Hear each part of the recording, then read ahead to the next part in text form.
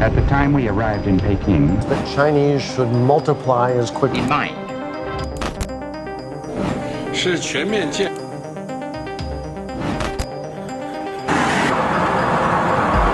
Would you consider easing some sanctions to improve relations, like the sanctions that are currently on China's defense minister? Thank you. Yes and no. No, I'm not going to ease the sanctions, but yes, I think. The question rather than the answer, and they. Western powers are not happy. Actually, they haven't been happy for a while now. And this is due to China's rapid growth and extensive global control, which has become a threat to Western hegemony. Although the US has the highest number of military bases in foreign countries, they still feel threatened. What we're facing now from China goes far beyond anything the nation's ever confronted, because we've never had a competitor adversary with these resources at their disposal. With China currently second in GDP only next to the United States, it is impossible to ignore China's dominance on the world stage today. But how did this happen? How did China take over the world so fast? From cutting-edge technology and bustling metropolises to stronger foreign relations, China's transformation is nothing short of extraordinary. Now, the reactions from the West has been multiple trade restrictions and sanctions. This is distorting our market. But all this doesn't seem to be slowing China down. Yes, China has been growing very fast at a geometric rate and is currently getting stable. But the real story about China's growth goes far beyond the skyscrapers and the high-speed rail. Now, Willenials, to truly understand how China became a global force to reckon with, we need to rewind the clock and explore the root of its rise.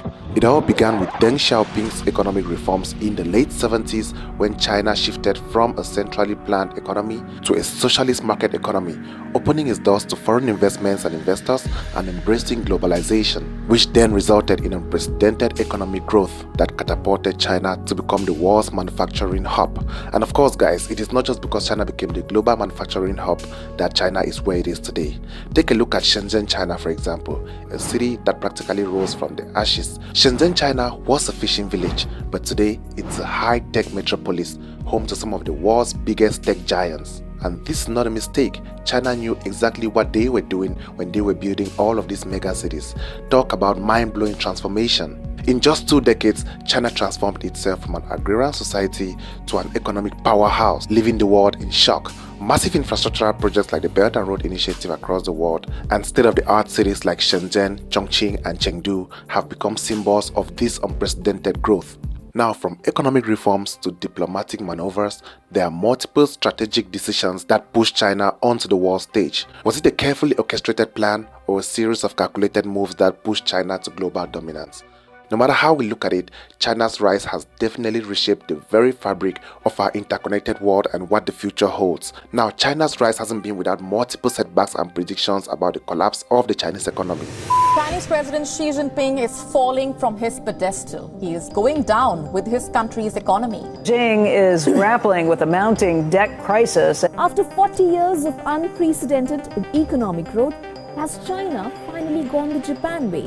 There have been multiple releases of books and articles of China's collapse year after year, just like the American Gordon Chang's book on the coming of the collapse of China, originally published in 2001. Of course, we're in 2024 right now, and China still hasn't collapsed. Instead, China keeps on growing at a geometric rate and currently stabilizing. When will China really collapse? Is China ever going to collapse? If China collapses, does it mean the world will also collapse? That's a question we all need to be asking ourselves. Because we need to understand that China's growth over the years has pulled along many other smaller countries to grow with China. But then, despite all the multiple predictions, China against all odds keeps on growing.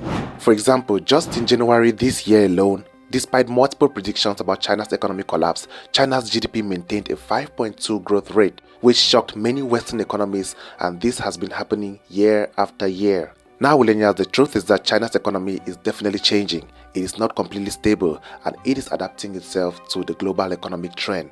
Not just China alone, many other countries around the world are currently experiencing some turmoil in their economy. But one thing we all need to understand is that China's economy is nowhere near the collapse being predicted by the Western media. For me personally, I feel it is normal for everything that is going up to get some time to balance itself. Just like we as human beings have our good days and our bad days, days we need to rest and days we need to work. Now, China didn't just get to dominating the world by chance.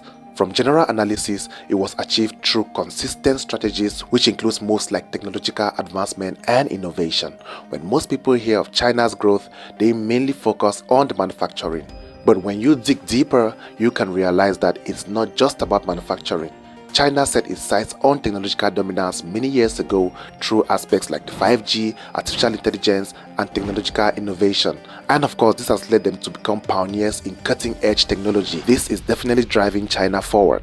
Let's take China's Huawei for example, the telecommunications giant that has redefined connectivity, causing ripples across the global tech landscape. Huawei in recent years has made multiple giant leaps in innovation, which has helped China to stay ahead of the curve in the tech sector. Again, we might all feel like China's manufacturing and tech innovations are the only reasons why China is where it is today. But that's not all. When we dive into education and human capital development, we realize that in order to attain such milestone, China has invested heavily in these sectors. There was definitely a need for skilled workers as China was growing, and this was made possible through an advanced and well-articulated education system.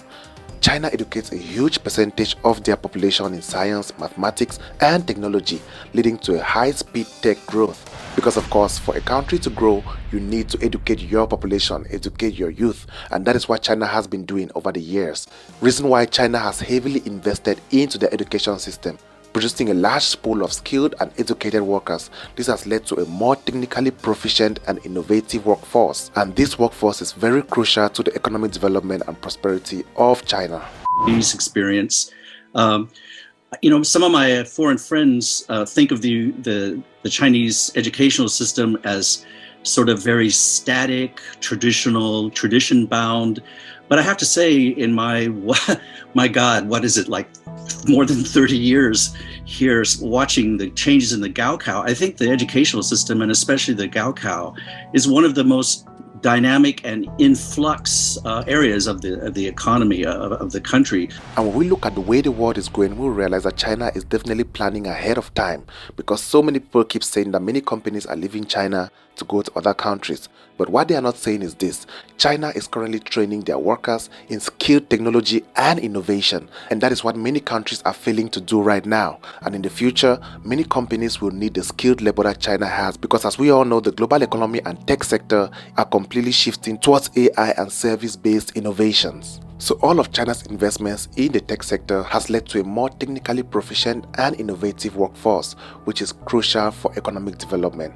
Most people might not understand why China's low-cost manufacturing dwindled in recent years, but the fact that China has been able to transition from a low-cost manufacturing hub to a more technologically advanced economy with a more skilled workforce driven with strong educational background in science, technology, engineering, and mathematics has definitely played a great role to leading China to where it is today. Now, Willenians, we need to understand that this emphasis on human capital has contributed to technological advancements, innovation, and increased productivity right here in China. And of course, as it's growing here in China, it's helping the world too.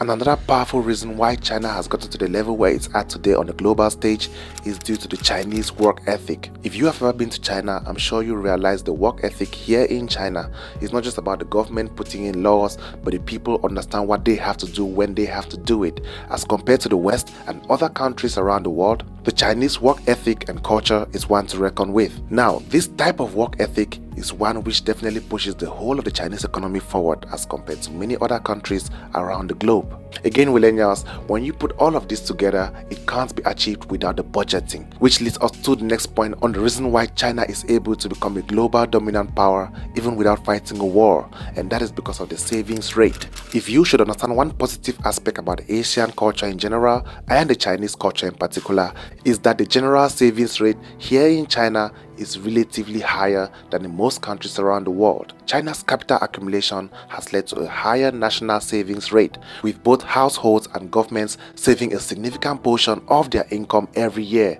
This has led to a substantial capital accumulation, which can then be used for investment in infrastructure, research and development, and of course many other productive areas. Reason why China is able to achieve all the multiple and amazing infrastructure that we all see today. Now, when we talk about China's high savings rate, this has has also led to global dominance because China right now has the ability to accumulate capital and invest strategically in other countries, and this has allowed it to become a major player in the global economy. China on its part has financed large-scale projects which has then pushed the influence of China across the world. The idea of the Belt and Road Initiative was to develop connectivities between China and the global south. Now, when we look at all of these millennials, we can realize that China has achieved all this without fighting wars. One of the main strategies that they have used is through the Belt and Road.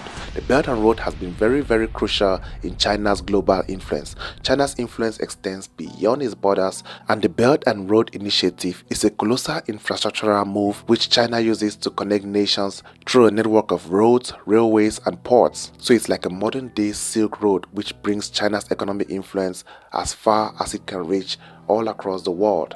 Now, from Africa through Europe, the Belt and Road Initiative is reshaping the global trade. As China invests in these projects, it's not just about infrastructure, it's about solidifying their place as a global economic force to reckon with, and this is definitely threatening to the Western hegemony. Putting all of these facts together, Willene, we can clearly realize that all the strategies that China has been putting in place is leading them to be able to produce goods at a lower cost, which is definitely terrifying for the global markets which existed before China. Now, that's the whole truth, millennials. The West is not happy about it. More countries are clearly benefiting from China, and we are currently experiencing an economic war like never seen before, especially with the use of trade restrictions and tariffs. Now, let's try to ask ourselves, what will be the way forward? Who will finally be the global leader in years to come? Will China's continuous growth lead to a full-scale World War III?